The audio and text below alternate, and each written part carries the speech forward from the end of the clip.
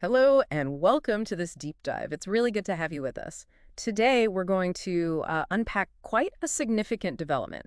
It involves a major UK institution, the East London Mosque Trust, and, well, some recent action from the Charity Commission. This deep dive is being presented on Westferry Times. And hello, I'm Dr. Adam Khan. I'm here to help us get a handle on the details. My field is charity governance, specifically looking at Islamic community affairs too, so hopefully I can shed some light on, what's been going on here and why it's important. Excellent. Thanks so much for being here. So, right up top, the main thing is this. The Charity Commission has issued what's called an official warning to the East London Mosque Trust. And this relates directly to a pretty big financial hit. They took a £1 million investment loss. £1 million, yes. It's a substantial amount, and it's what triggered this formal action. So, okay, before we dive into the loss itself, maybe you could give us some context. Yeah. Tell us a bit about the East London Mosque Trust. Just how significant is it? Absolutely. Yeah. Well, the East London Mosque Trust is it's really one of the foundational institutions in the UK's Islamic community. It has a very long history, established way back in 1910. That makes it one of the oldest and certainly one of the largest mosques and Islamic centers in the country. 1910, wow. And located in Whitechapel. That's right, Whitechapel. And it serves an incredibly large, very diverse Muslim community there. And it's not just a mosque for prayers, is it? I understand it's a pretty big complex. Oh, definitely. It's much more than just a prayer space. The scale is, well, it's quite impressive. You've got the main mosque, but also the London Muslim Center and the Mariam Center, which is specifically for women's services. Right. Together, they can hold thousands for prayers, yes. But they also run all sorts of other things, extensive educational programs, community support initiatives, hosting various events. It's a real community hub. So clearly it plays a vital role for a huge number of people, which I suppose makes this financial issue even more concerning. Okay, let's get to the heart of it then. This £1 million investment loss. Can you walk us through what happened there? Yes. So this all centers around an investment that the trust made back in 2022. They took £1 million of their charitable funds and invested it in a particular supplier company. £1 million. Okay. And this supplier, what was the nature of the business? It was described as being an NHS-approved supplier. That was the description used. NHS approved. Yeah. Okay. And did the trust expect to make money on this investment? Was there an anticipated return? Yes, and quite a significant one. The expectation apparently was for a 20% return on that £1 million. 20%. And they thought they'd get that back within just 6 months. Wow. I mean, 20% in 6 months. That sounds, well, incredibly high, especially in recent times. That might have rung some alarm bells itself, perhaps. What actually happened with the investment? Well, that high return, it never appeared. Unfortunately, the supplier companies subsequently went into administration. Ran into administration. Okay, for anyone listening who might not be clear on what that means for an investment like this. Essentially, it means the company failed financially. It became insolvent, couldn't pay its debts. Control passes to an administrator who tries to recover what they can, usually by selling off assets. Yeah. But in this case, for the East London Mosque Trust, it meant they lost everything they put in. So a total loss of the £1 million. A total loss, yes. That's just devastating for any organization, but especially a charity that relies on those funds for its work. So, understandably, the Charity Commission got involved. What did their investigation find about how this could happen?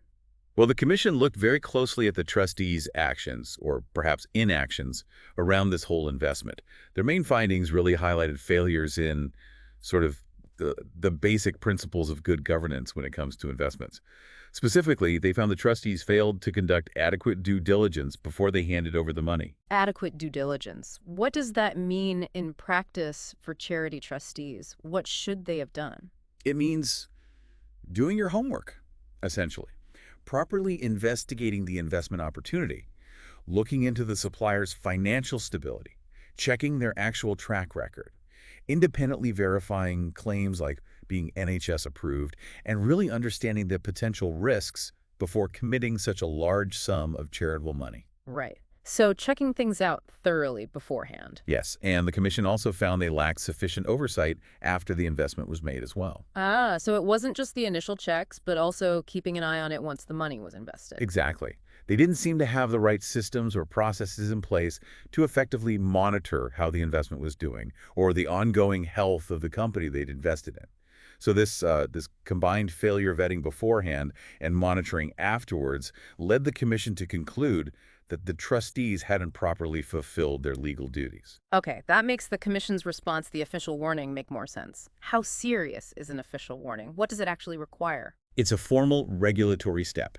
It's definitely not just advice. It's a formal notice telling the charity they've got things wrong and need to fix them. In this instance, the trust has been given a deadline, 6 months, to implement specific, mandatory actions that the Commission has laid out. These actions are aimed at fixing those governance weaknesses. 6 months to put things right. And what if they don't manage to implement those actions in time? The Commission has been quite clear. Failure to comply could lead to further regulatory action. That could mean increased scrutiny or potentially even more severe sanctions down the line. It certainly sounds like a serious situation with very clear expectations now. How has the East London Mosque Trust itself responded publicly to all this, to the findings and the warning? The Trust has put out public statements. They have acknowledged the investment loss happened. They've described the reason for the loss, in their view, as being due to a complex fraud. Ah, complex fraud. That's interesting phrasing. And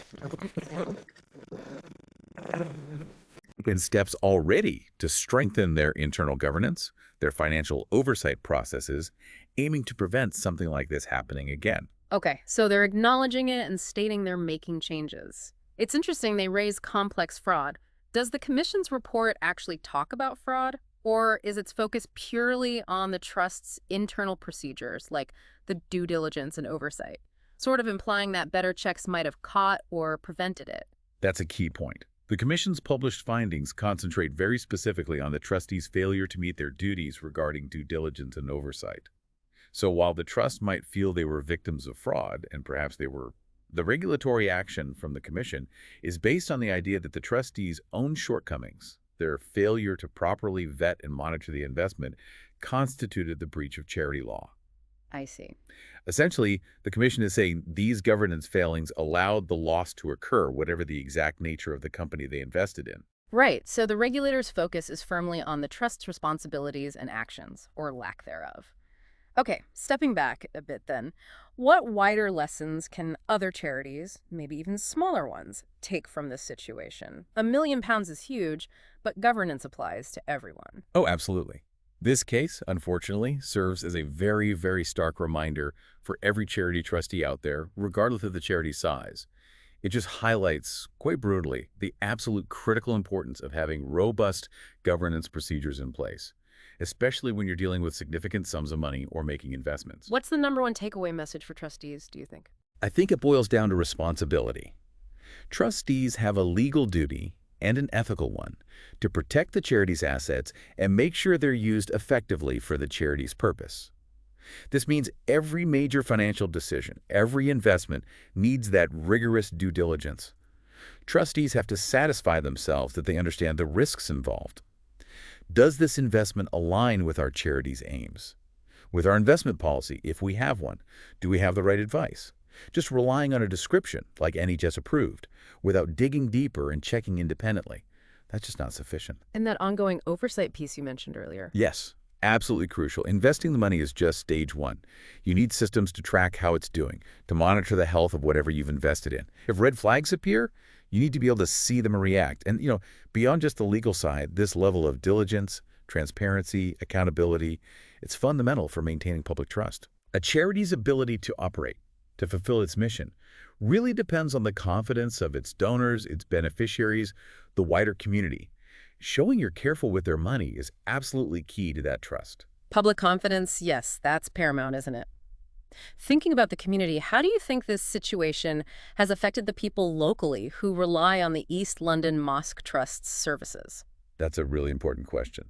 As we said, the community relies heavily on the trust for so many things: spiritual guidance, education, social support. Losing £1 million is obviously a significant blow. That's money that could have gone directly into those services.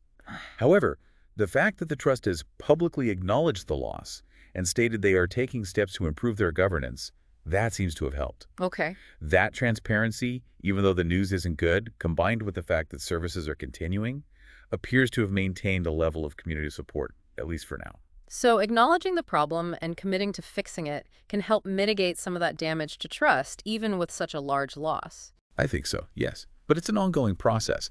Continued, genuine transparency from the trust, showing how they are implementing those required changes over the next few months that will be absolutely vital to fully rebuilding and maintaining that confidence within their community. That makes sense.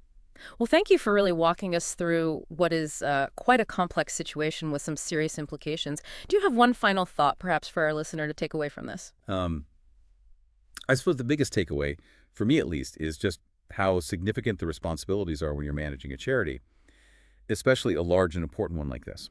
It's not only about having worthy goals or running great programs on the ground, it's also about the sometimes less glamorous but utterly essential tasks of governance, like due diligence, risk assessment, financial oversight. This incident really drives home that failures in those areas, even if external factors like alleged fraud are involved, can have really damaging consequences. Consequences for the charity's finances, its ability to deliver its mission, and crucially for the public trust it relies on. It just underlines that good governance isn't, just red tape or bureaucracy. It's the absolute bedrock that allows a charity to do its good work effectively and sustainably. A powerful reminder indeed. Thank you again for sharing your expertise and insights on this deep dive. It was my pleasure. And thank you, our listener, for joining us today and for watching Westferry Times. Staying informed about the institutions that shape and serve our communities is really important. Until next time,